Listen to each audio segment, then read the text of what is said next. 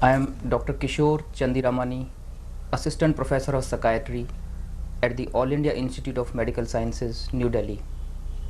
It's my privilege to present this video talk cum interview with a renowned teacher of Vipassana, Dr. S.N.Goenka, on Vipassana meditation and mental health.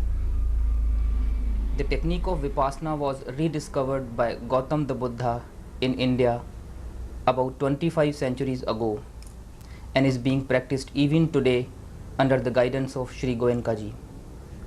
There are in all 22 permanent centers across the globe where Vipassana courses are being conducted regularly throughout the year with the help of more than 150 assistant teachers trained and appointed by him. Tens of thousands of people from all walks of life, including various religious leaders, have received the training. We are fortunate to have Sri Goenka ji with us today. And sir, I would request you to kindly tell us about Vipassana.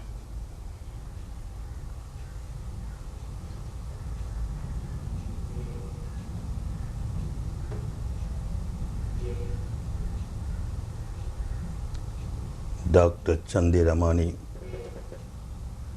friends and social psychiatrists of the world, we are here today to discuss something about Vipassana, a technique which has the same goal as you all are having, the common goal of liberation from suffering.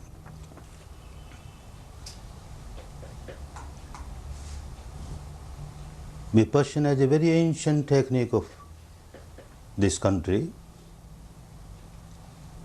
Very laudable references are found in the most ancient literature, the Rig Veda, about Vipassana. But of course the practice was lost, and Gautama the Buddha rediscovered this technique 25 centuries back, got enlightened by this technique,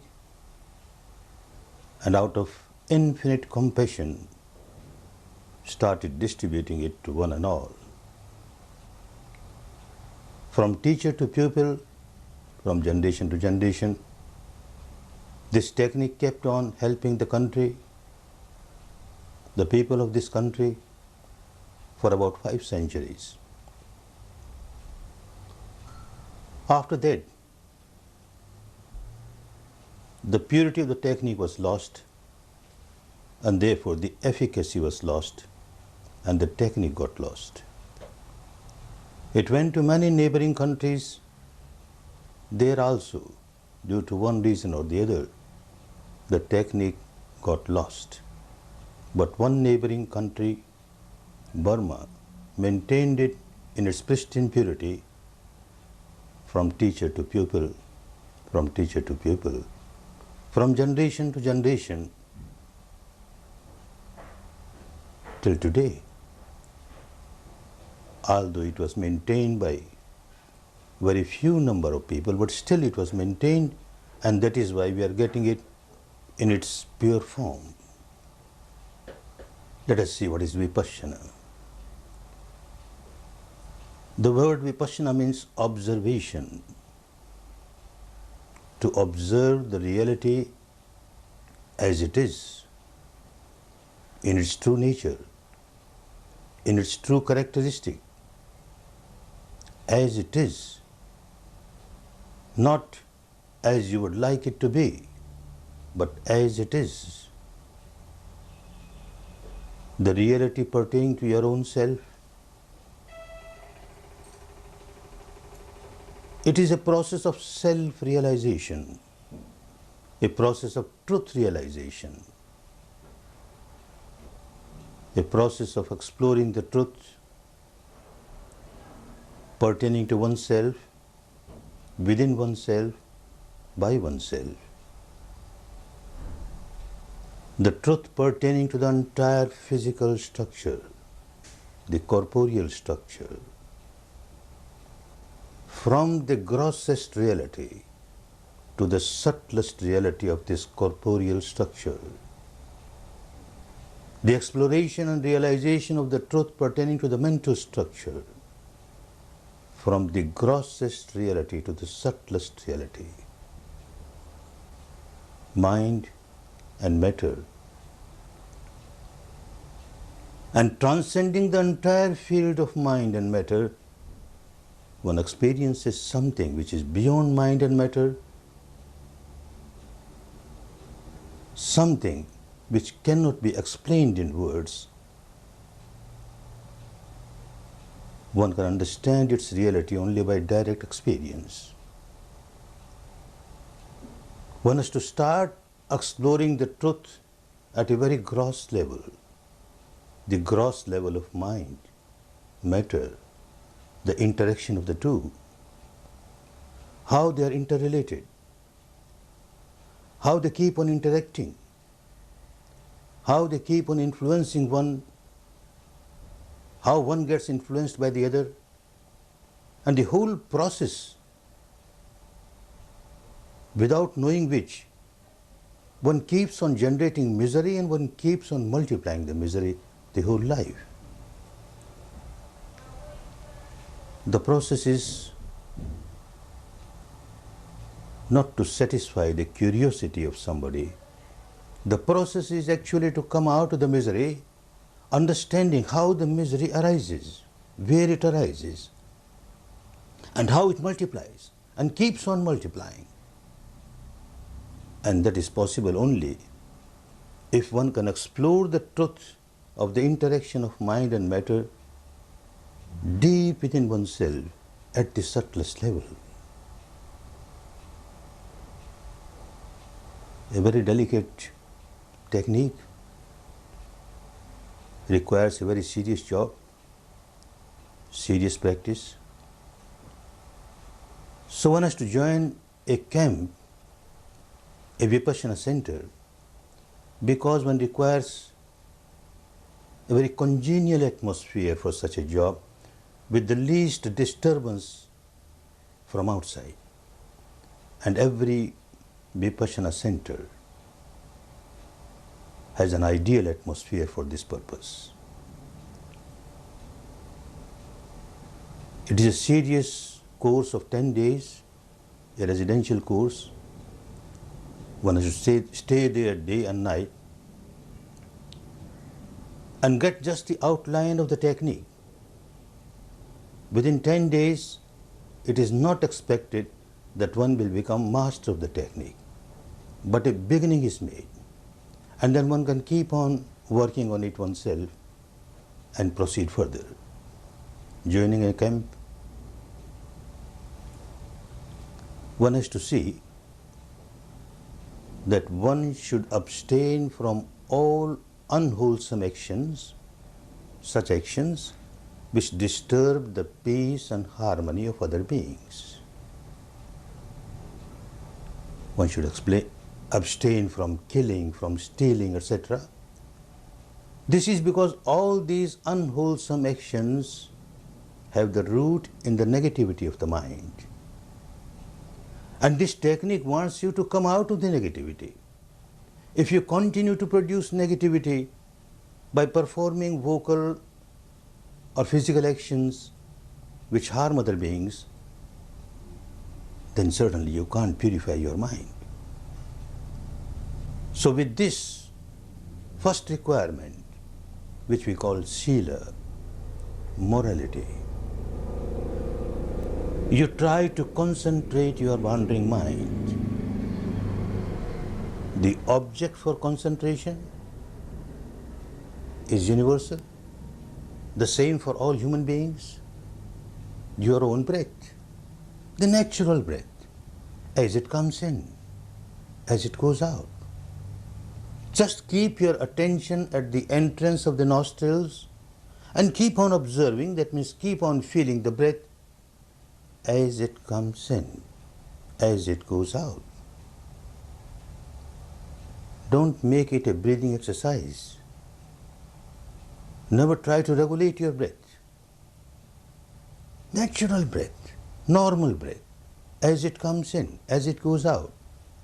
The whole technique wants you to observe the nature, the law of nature as it is. The breath comes in and you are just aware it is coming in. The breath goes out, you are just aware it's going out. If it is deep, it is deep. If it is shallow, it is shallow. You don't try to change it. Don't interfere with the natural flow of the breath. Although the work seems very easy, you have to do nothing, just observe. Things are happening naturally. The breath is coming in naturally, it is going out naturally. You are keeping your attention at the entrance of the nostrils and just observing the breath coming in, the breath going out. Yet, because of the old habit pattern of the mind, it will not like to stay on one particular object. It will keep on running here, there, there. Practicing constantly, practicing patiently, persistently, in about 3 days' time you will find your mind is getting concentrated to some extent. To some extent, that means to an extent where you can switch over to Vipassana. The real Vipassana starts on the 4th day. The Sheila, which was the base of morality, and the second, concentration of mind, which in the ancient language of this country is called Samadhi, and now the field of Panya, the wisdom, insight. Vipassana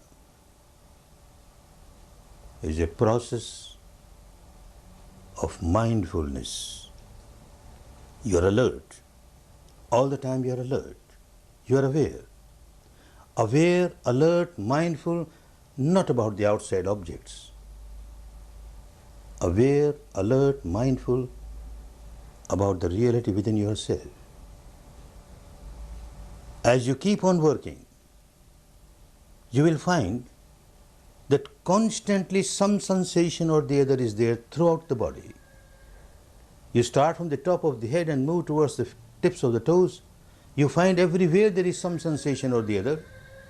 A cross sensation, a subtle sensation, a pleasant sensation, an unpleasant sensation. Now the old habit pattern of the mind was to react to these sensations. Whenever you feel pleasant sensation, you react with craving, clinging. You want it to remain, you want it to multiply. Whenever you come across unpleasant sensation, you react with aversion, with hatred. You want to get rid of it. Understand, a part of your mind is just observing. Observing all these reactions. Look, a pleasant sensation has arisen, and part of my mind is reacting with craving. Unpleasant sensation has arisen. Part of mind is reacting with aversion. Let me see. And you notice that however pleasant a sensation may be, it doesn't last forever. It passes away. However unpleasant sensation may be, it doesn't last forever. It passes away. Oh, this is a passing phenomenon. Things keep on arising and passing away, arising and passing away. And you train your mind to remain equanimous, balanced, mere observation, bare observation without any reaction. The whole technique will keep on changing the habit pattern of your mind. The habit pattern, which was nothing but a pattern of reaction, is now becoming a pattern of action, observation. The whole process of observing without reaction starts purifying your mind, taking out all the negativities like craving, aversion, hatred, ill will, fear. Every impurity that makes you so restless, that makes you so unhappy, they get eradicated little by little, little by little. The more and more the mind becomes equanimous, the purer and purer it becomes. Equanimity is purity. And a pure mind is full of love, infinite compassion. infinite sympathetic joy, infinite equanimity. These are the basic characteristics of a pure mind. When there is a negativity, when there is anger, hatred, ill will, animosity, passion, fear, egotism, there's a tension inside, and you start suffering from that tension. If these negativities are not there, mind is pure, equanimous mind, full of love, full of compassion, full of joy, full of equanimity, there is no suffering. A mind full of love, compassion, goodwill is not a suffering mind. And this is what Vipassana takes us to. Of course, it takes time. Moving your attention from head to feet, initially you come across very gross realities pertaining to the matter, very gross realities pertaining to the mind, and both these mind and matter manifest themselves as sensations on the body. Initially you get very solidified, intensified, gross sensations. Your guide will teach you, just observe, do nothing. Let it be there. See how long it lasts until it passes away. It arises just to pass away. It arises to pass away. And you observe, your mind becomes purer and purer, subtler and subtler. It starts experiencing subtler realities pertaining to the mind, subtler realities pertaining to the matter. These very gross, solidified sensations turn into very subtle vibrations, very subtle vibrations. The entire corporeal structure, which at the apparent level looks so solid, is nothing but tiny atomic particles, and every atomic particle is nothing but a wavelet, arising, passing, so mere vibrations. The entire physical structure is nothing but vibrations. Similarly, the mental structure, at a very gross level, an emotion may arise, anger may arise, hatred may arise, passion may arise, and it is so intensified. But as you observe, it all turns into vibrations, mind or matter, the entire structure is mere vibration. A stage comes. For a good meditator of Vipassana, a stage comes when one feels the entire structure from the top of the head to the tips of the toes is nothing but vibrations of this frequency or that frequency, of this wavelength or that wavelength, but nothing other than vibration.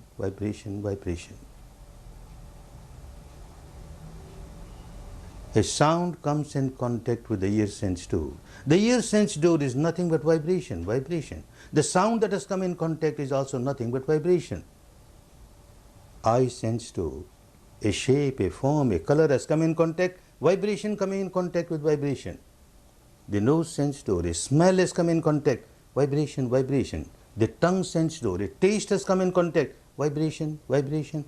The body sense door, something tangible has come in contact, vibration.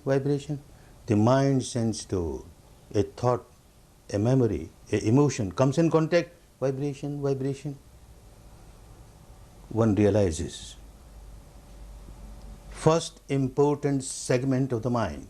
Understand, mind matters most. Body is very important because mind has the base in the body. Mind matters most. So now what happens to the mind? How it is working? Some outside object has come in contact with the sense door. One segment of the mind will raise its head and say, well, look, something is happening. Something is happening at this sense door. This segment of the mind, its function is to cognize. Immediately, second segment of the mind will raise its head. What is happening? Its function is to recognize. The sensation turns into pleasant or unpleasant when this second part of the mind recognizes it and also gives valuation. Oh, this is good. Oh, no, this is bad. The moment the second part says, this is good, the sensation becomes pleasant. The moment the second part of the mind says, this is bad, the sensation becomes unpleasant. So this third segment of the mind, its function is to feel the sensations, pleasant, unpleasant, neutral, whatever they are. Then the fourth part of the mind, as I just said, its job is, its function is to react. Pleasant sensation and craving starts, clinging starts. Unpleasant sensation, aversion starts, hatred starts. All these 6 sense doors, some contact or the other is going on every moment throughout the life, and every moment at a very deep level of your mind, a reaction is taking place, craving, aversion, and you are ignorant of it. Craving, aversion, ignorance are the 3 ills which does not allow one to get liberated from misery. This technique helps you to come out of misery. Learn how to observe your respiration objectively. Learn how to observe your sensations objectively, and you will find the doors of liberation get opened. May all of you who have come to this conference today give a trial to this technique by joining a camp and help yourself, and also help those whom you are going to serve. May you all be happy. May you all be peaceful. May you all be liberated, liberated, liberated.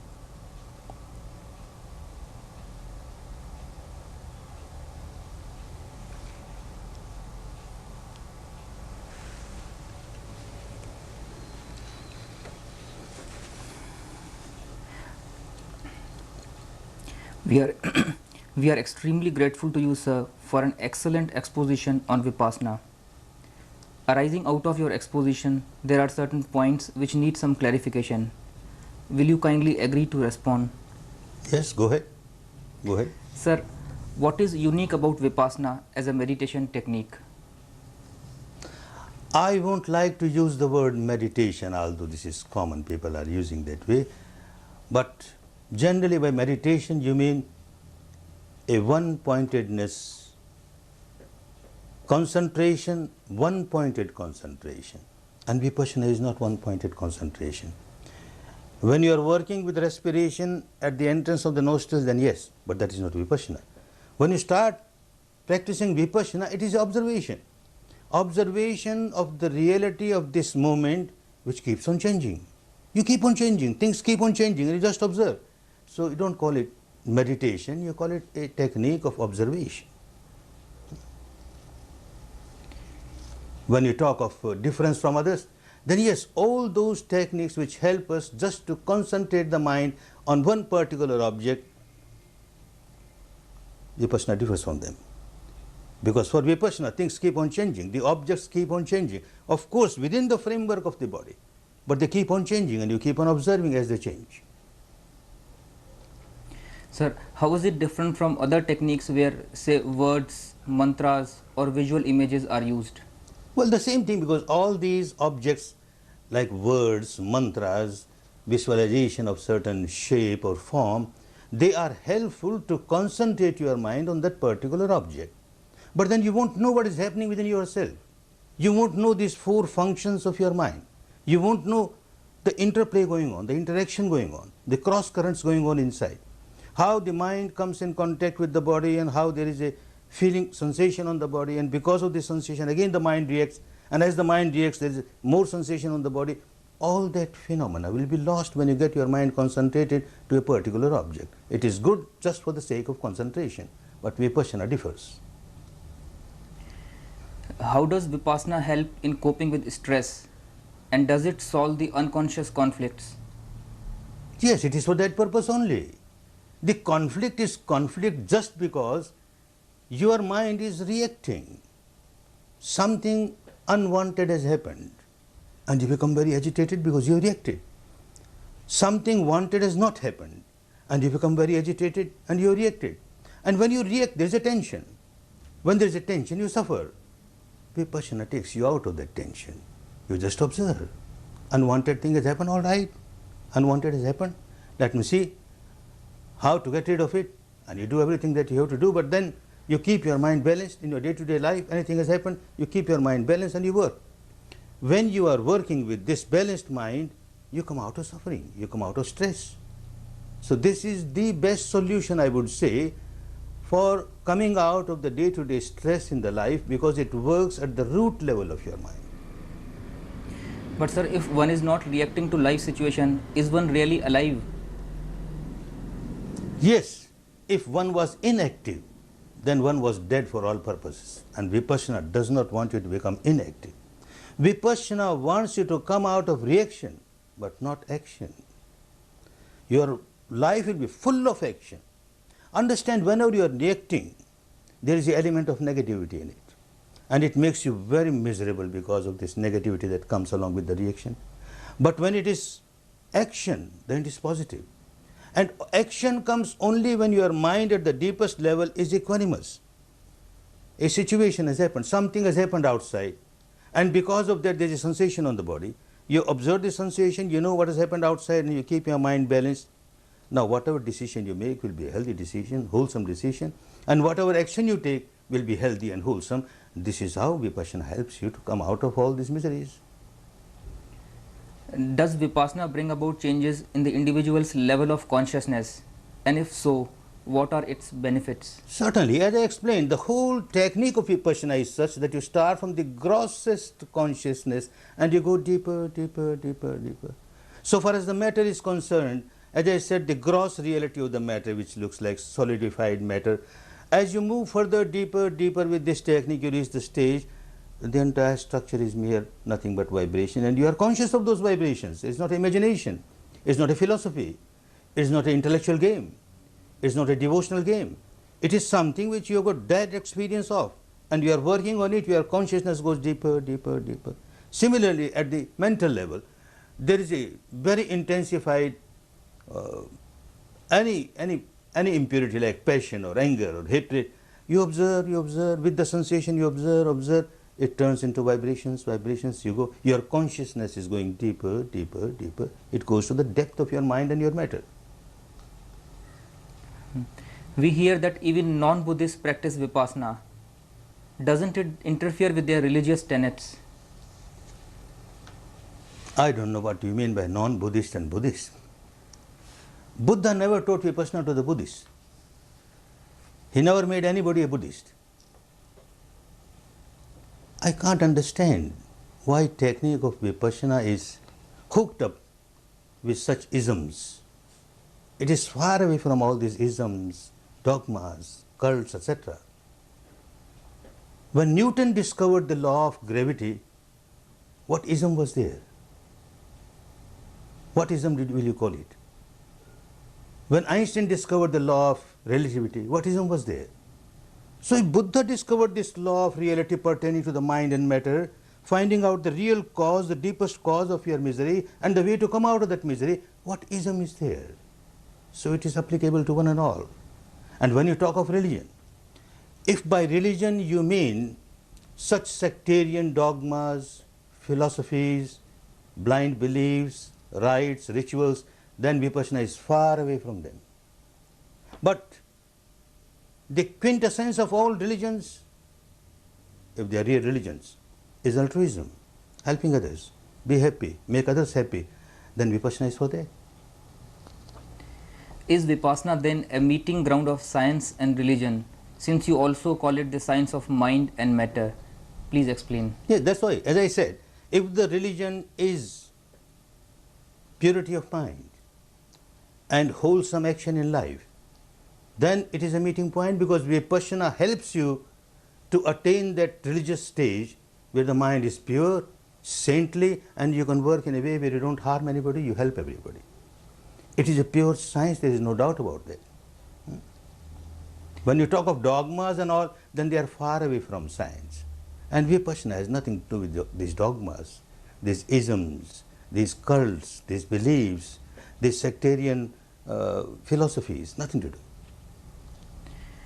Are there techniques of Vipassana other than the one you teach? And if so, what's the difference? Well, there are minor differences to start with. This technique, because it's coming from long time back, gives you results so quick. You start with respiration at the entrance of the nostril, you start getting sensation here, you get sensation throughout the body. But there are techniques where people start working with the stomach arising, passing. Well, it helps to concentrate the mind. And then an itching starts somewhere and they are observing the itching, then a pain starts somewhere, they are observing the pain. Same technique is there, but still it takes a very long time. The ultimate goal is the same, there is no difference.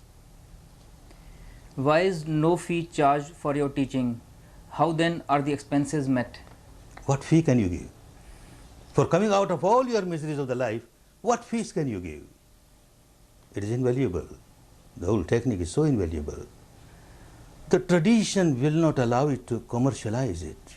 The moment you commercialize it, it will lose its power, its efficacy.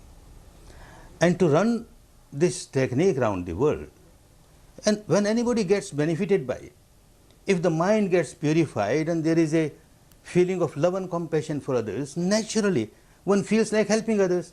As I got benefit from this technique, may more and more people get benefit from it, may it spread to more and more people. One contributes willingly. If you charge fees, where that willingness is there, there is a forced fees you have to give, because you are staying here for 10 days, what about your boarding, what about your lodging? This is not Vipassana. One is advised to take a Vipassana course under the guidance of a teacher. Will it not foster dependence in the student? Oh no, the whole technique makes you self-dependent. Never remain under the clutches of a guru. No gurudom is permitted in the whole technique. You need a guide for your first lesson. Otherwise you may take a wrong step and get involved in something where you may find more misery than coming out of misery. So a guide, whom you call a teacher if you want, nothing wrong, but that is only to give you the first guidance. And whenever there is a difficulty you can contact. But no teacher will liberate you. You have to work out your own salvation, your own emancipation. Self-dependence is so important in Vipassana. Can people suffering from various mental disorders learn this technique? And do they need any special preparation? Well, the technique is for people who are suffering mentally, because as I said, mind matters most. But then those who come with some kind of mental derangement, they should be able to understand what the guidance is being given. They should be able to work. If they are not at the level where they can understand the instructions given to them, where they can't work, then there is no magic, no miracle. One has to work. So those people who are mentally disturbed, depressed, or anyway disturbed, and they can understand what is being taught and they can work, certainly it helps. No prior preparation is necessary. But of course for mental cases we always say that better bring one assistant with you if need be, and a need might come, so better have an assistant. This assistant should have taken one course of 10 days earlier. Does Vipassana heal the physical body also? Well, all those physical ailments which are the root of the mind, the psychosomatic diseases, automatically get cured. If your mind is cured, if your mind is healthy, wholesome, then naturally those diseases which are related to an unhealthy mind will get eradicated. Yeah. How do you recommend people use this technique in daily life? It is for daily life. If you make it coming just to a 10-day course and learn this technique, and some all-powerful mighty power will just help you to come out of your misery, nothing doing. You have to apply it in life. If you can't apply in life, then it will become again a rite or a ritual or religious ceremony. It won't help. It's pure science. Science of mind and matter, science of suffering, science of origin of suffering, science of eradicating of suffering. In your daily life, something has happened and you are very much disturbed. Now when you are disturbed, you give all importance to the object of disturbance outside. You forget what is happening inside. And Vipassana will teach you, although it is true that something has happened outside, somebody has insulted you, somebody has abused you, but look what is happening inside. What sort of sensation I am having?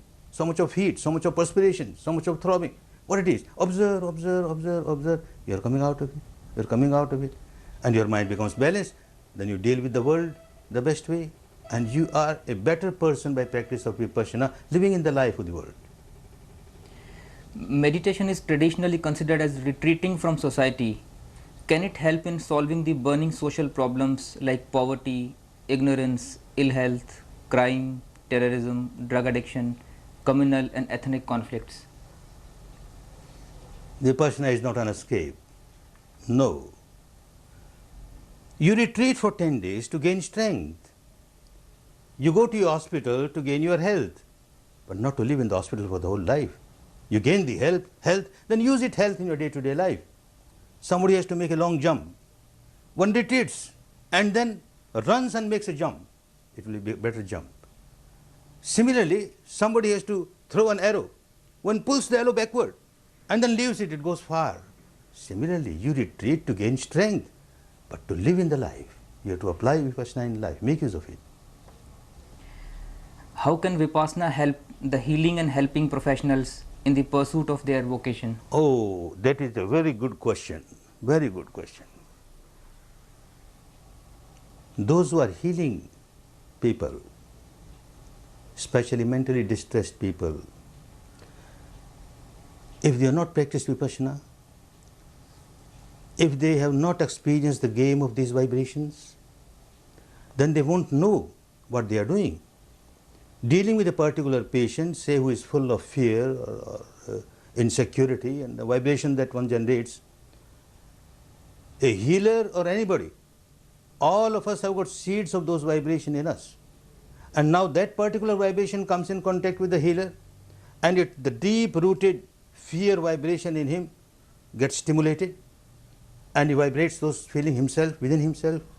And although one does not know at the initial stage, but slowly, as you keep in contact with the mentally disturbed people, keep on healing them, you are becoming a mentally patient. So I recommend all those people who are doing the profession of helping others at the mental level should practice Vipassana, learn Vipassana. You serve somebody for about 10 minutes or 15 minutes, whatever it is, then retreat, 5 minutes or so. Clean out yourself. Again, deal with the next patient. This is the proper way. Otherwise, you will become a bundle of misery yourself. Trying to help others, you are harming yourself. Has any scientific research been conducted on the beneficial effects of Vipassana?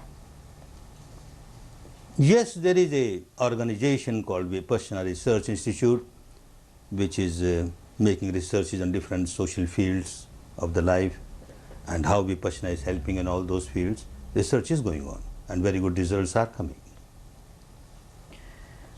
Sir, can you please elaborate further on the role of Vipassana in dealing with current social problems? Oh yes, this is a very important question.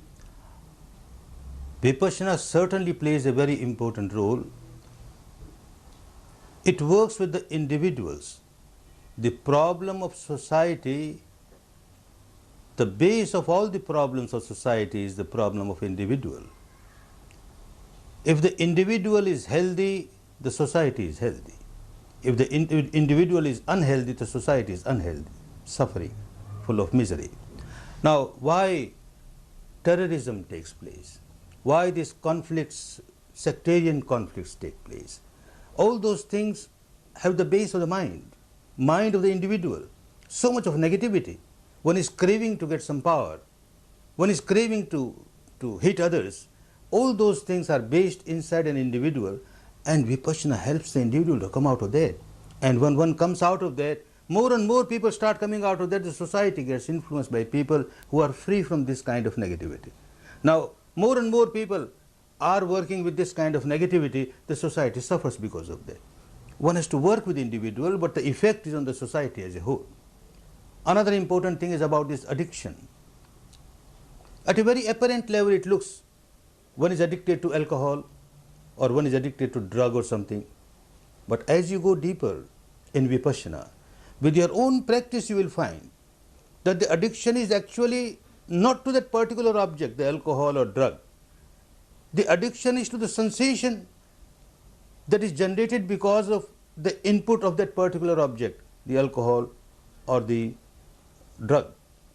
Now, all kinds of sensations are observed by a Vipassana meditator, Vipassana practitioner, and when any kind of sensation that arises, he or she can look at it objectively without reacting to it, without craving for it, without having aversion towards it.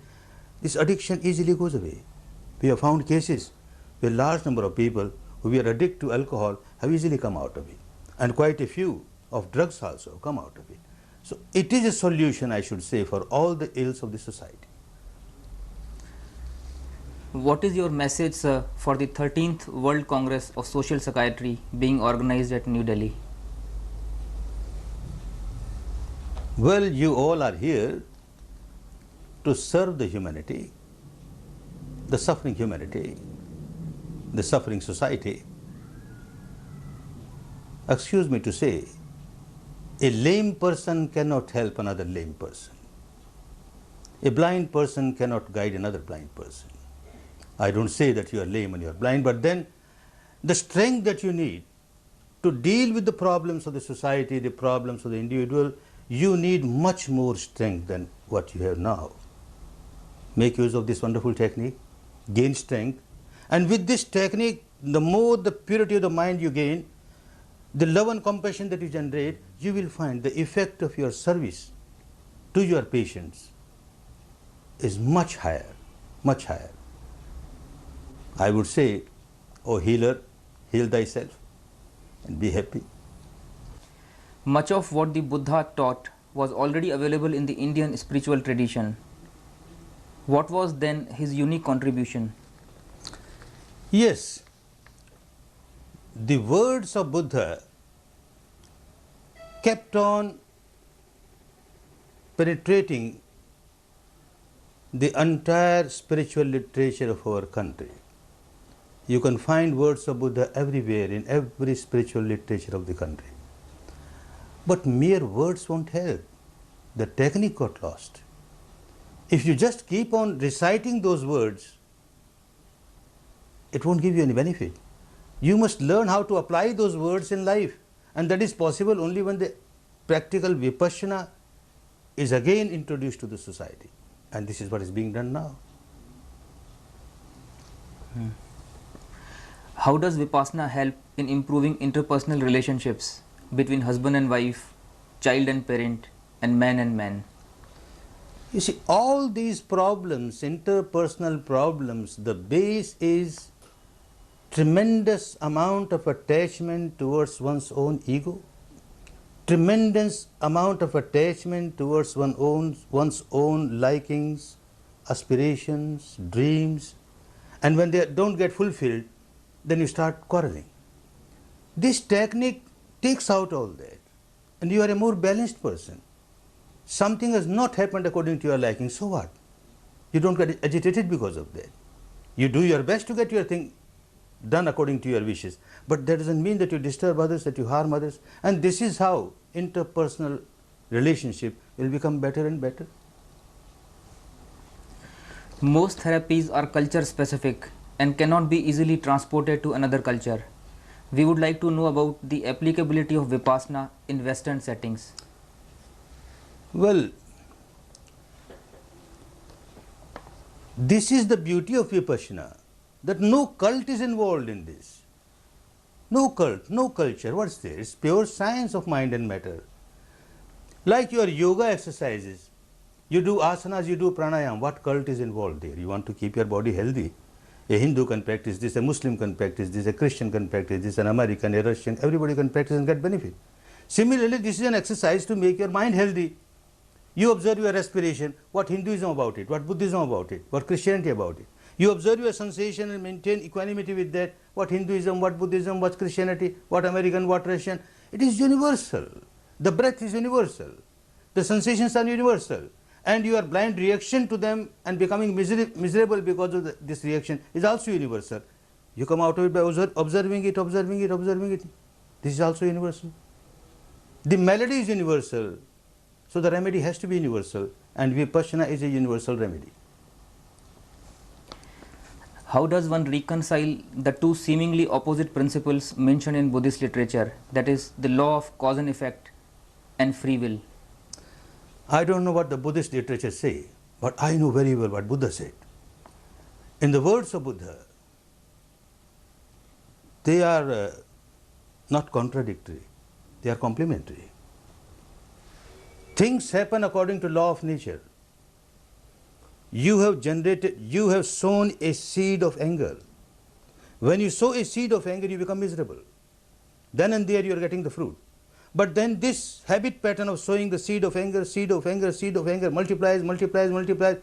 It turns into bigger misery for you. This is law of nature. You sow a seed of love, compassion, you feel so peaceful, so harmonious, so happy. You keep on planting this seed again, again, again, again. You change your habit pattern like this and you get happiness, more and more happiness. When you are planting it, you feel happy. And when the result comes, bigger result comes, you are more happy. This is the law of nature. And this is 100% with you. There is no other power which is making you to generate or to sow the seed of unhappiness. If you are aware, you are conscious of what you are doing at this moment. Whatever you have done in the past is gone. Whatever you will do in the future, you will do only when the future becomes present. But this technique wants you to remain aware of the present, this moment. What you are doing at this moment. Are you sowing the seed of anger? Are you sowing the seed of love, compassion? If you are aware, if you are conscious, you are coming out of your habit pattern. And so it is complementary to the whole law of nature. You are working in line with the law of nature to help yourself. Most Indian schools focus on the activation of the various chakras and kundalini along the spinal cord. How does Vipassana explain these phenomena? Well, we are not here to compare and contrast different techniques. But one thing very humbly I would say that these people, whoever are practicing the sensations on the so-called chakras or the sensations on the spinal cord, if they learn how to observe those sensations objectively without reacting to them, without getting elated, oh, I got wonderful kundalini now, then you are losing your balance. Without that losing balance, if you are just observing it, it becomes Vipassana and you get all the benefit out of it. Psychotherapy strives to enhance the sense of self, whereas Vipassana negates the self. In what way the latter is beneficial? Not negates the self, it eradicates the false ego. It is just an imaginary ego that you have created yourself. I, this entire physical structure, I, entire mental structure, I, the combination of the two, I, which is not actually I. This is just a phenomenon, changing, changing, changing. If you come out of that mad I-ness and your mind becomes pure, then you will find that it is not a negation. You are making use of Vipassana to live a very healthy life, very harmonious life, very positive life. It doesn't harm in any way. It is to eradicate ego. The focus of modern psychology is on the apparent behavior, emotions and thoughts, while Vipassana deals with the innermost subjective experiences. Are the two approaches contradictory or complementary? They can become complementary. Now, when somebody is observing the phenomena of mind, the emotions, etc. that are arising, I would say that this is only a partial truth being observed. But along with that, if you observe the effect on the body also, what sensations are getting generated because of this particular emotion, and you observe both, you are with the totality of the reality. And when you are with the totality of the reality, it is easy for you to come out of your problem, solve your problem, come out of your misery. When you are dealing with only one part of it, then again, you don't go to the root of the problem. All the roots of your problem, your misery, even your happiness lies connected with the sensations in the body. So sensation of the body is so important. Mind is very important, no doubt. So when I meet physicians, I tell them, I'm sorry sir, but you don't forget the mind of the patient.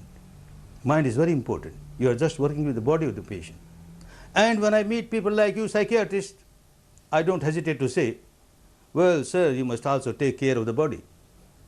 Merely mind alone will not help. Mind and matter joined together is the totality of the man. Man matters most with the mind and matter phenomena being understood easily, clearly and fully.